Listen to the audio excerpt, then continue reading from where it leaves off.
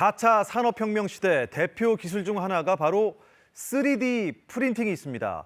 자동차와 선박까지 뚝딱 만들어내는 산업 분야뿐만 아니라 사람을 치료하고 돕는 의료 부문까지 전방위로 뻗어나가고 있습니다. 그런데 이 3D 프린터 마냥 안심하고 써도 되는 걸까요?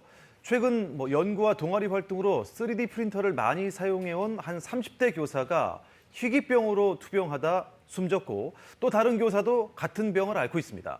이 3D 프린터에 사용하는 소재에서 나오는 유해 물질과 이 질병의 연관성을 의심하고 있는데요. 허효진 기자와 오늘 자세한 얘기 나눠보겠습니다. 안녕하십니까? 안녕하세요. 사실 저희 집엔 3D 프린터가 없습니다. 저도 써본 적은 없는데 국내외적으로 이 3D 프린터 얼마나 보급이 됐습니까? 네, 세계 시장부터 먼저 보면요. 지난해 기준으로 세계 시장 규모는 118억 달러가 넘습니다. 우리 돈으로 13조 4천억 원에 육박하는데요. 자동차 부문 비중이 가장 높고 소비재나 전기전자, 항공우주 분야가 뒤를 바짝 쫓고 있습니다.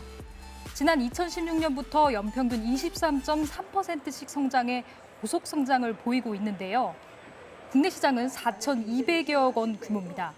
2017년부터 연평균 12.6%씩 성장한 꼴입니다. 우리나라에서는 교육기관에서 가장 많이 활용되고 있고 자동차 부문, 공공기관 등에서 많이 쓰이고 있습니다. 국내 시장 비중을 말씀해 주셨는데 그중에서 교육 부문에 가장 많이 쓰인다. 혹시 우리나라 학교에도 많이 보급이 됐나요? 네, 그렇습니다. 지난 2014년부터 정부 차원에서 이 3D 프린팅 산업 적극적으로 육성해 왔는데요. 네. 그 결과 전국 초, 중, 고등학교에 18,000대가 넘게 보급이 됐고 이게 어떤 거냐면요. 전체 학교 10곳 중에 4곳이 이 3D 프린터 보유하고 있다는 얘기입니다. 자, 허유진 기자가 이번에 취재한 게 바로 이 3D 프린터의 위험성 부분이라고요? 네, 그렇습니다. 그 한 30대 교사가 희귀병인 육종암을 앓다가 숨졌다는 소식을 알고 난 뒤인데요. 다른 지역의 교사도 육종암 투병 중이라는 소식이 들렸습니다. 이 두 교사의 공통점은 바로 이 학교 현장에 보급된 3D 프린터를 아주 많이 또 오래 사용해 왔다는 겁니다. 27제곱미터 크기의 좁은 실험실에서 몇 년 동안 거의 매일 최대 5대에서 8대를 동시에 작동시켜 연구나 동아리 활동을 해왔다고 합니다. 네. 유족이나 선생님들로선 이 3D 프린터가 건강에 영향을 미친 게 아니냐 이렇게 의심하고 있는 거죠. 의학계 자문을 받아보니 두 선생님이 진단받은 병이 육종암 중에서도 매우 드문 악성 종양이고 질환이 없는 상태였기 때문에 이 3D 프린터와의 연관성을 의심해 볼 수 있다는 답변이 나왔습니다. 그렇군요. 3D 프린터가 암을 발생시킬 수도 있다 이렇게 추정할 수 있는데 그 추정하게 된 정확한 어떤 부분 때문일까요? 바로 이 3D 프린터에 사용하는 소재 때문인데요. 네. 이 소재가 유해하다는 건 이미 국내외 많은 논문들이 보여주고 있습니다. 가정이나 학교에서 흔히 사용하는 3D 프린터는 가느다란 소재를 고열로 녹인 뒤 쌓아 올리는 방식으로 물건을 만듭니다. 산업안전보건연구원이 흔히 쓰이는 소재 두 종류를 녹였을 때 나오는 연기를 분석해봤는데요. 발암성 물질과 생식 능력에 악영향을 줄 수 있는 물질이 검출됐습니다. 3D 프린터를 쓰는 산업 현장에서도 이런 물질이 아주 미량이지만 검출됐다는 보고서도 있습니다.